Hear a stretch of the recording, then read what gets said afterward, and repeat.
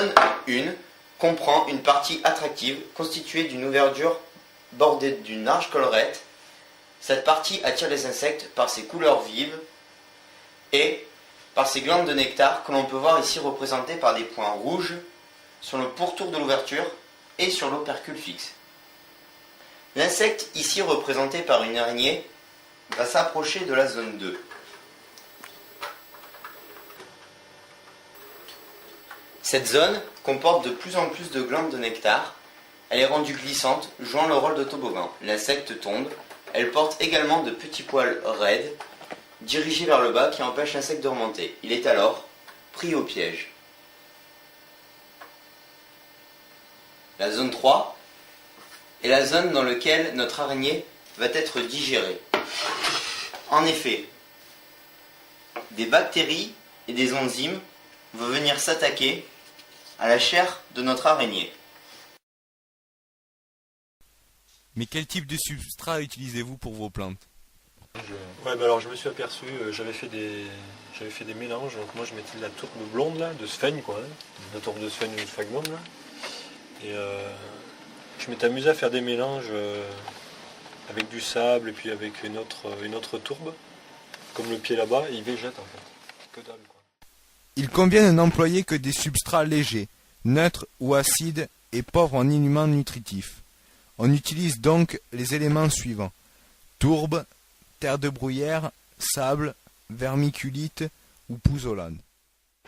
Notre serre de la plus spécifique d'une productrice, et donc on peut voir que c'est assez impressionnant par rapport aux autres. Alors ici vous avez tout le groupe des Sarracénies, originaires essentiellement d'Amérique du Nord. Il me reste encore de beaux exemplaires de Leucophylla.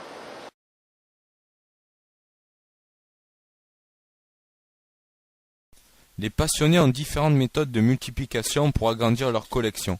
La première est la reproduction sexuée, c'est la production de graines. Elle est surtout utilisée pour les plantes annuelles comme les Drosera. La seconde méthode est la reproduction asexuée, c'est la multiplication d'un même individu. Elle est utilisée pour les plantes dont la production de graines et la germination prend plus de temps que les plantes annuelles. On y trouvera les Sarracenia par division de souche, les Népenthes par marcottage ou encore les Dionae par séparation des rhizomes. Pour les professionnels et gros producteurs étrangers, la multiplication se fait par in vitro, méthode beaucoup plus rapide et rentable, mais cela demande une acclimatation particulière. Les plantes viennent de l'Europe du Nord. D'autres, un peu plus chères, mais ayant une qualité irréprochable, achetées à des producteurs français passionnés, comme par exemple Jean-Jacques Labat ou Isabelle Goujon, qui font de nombreuses foires.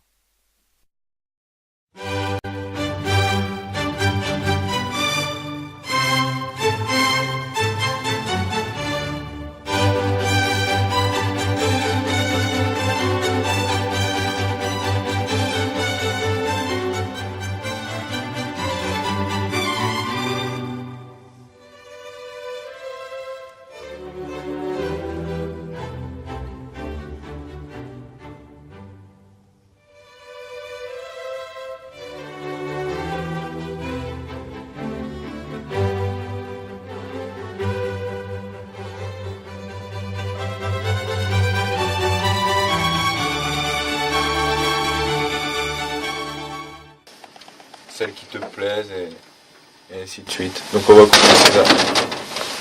On casse pas tout. Les Utricularias sont sans racines.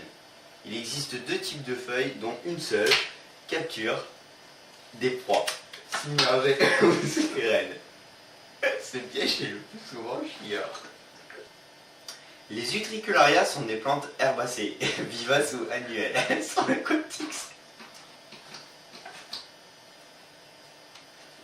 Putain, yo, la planche. La planche. La planche, putain, tu la tiens pas.